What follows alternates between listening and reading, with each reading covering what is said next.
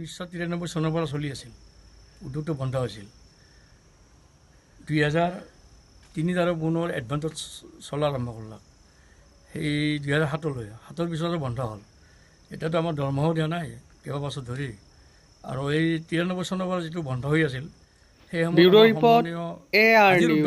আমাৰ বাতৰিসমূহ পাই থাকিবলৈ ছাবস্ক্ৰাইব কৰক আমাৰ ইউটিউব চেনেল AR নিউজ।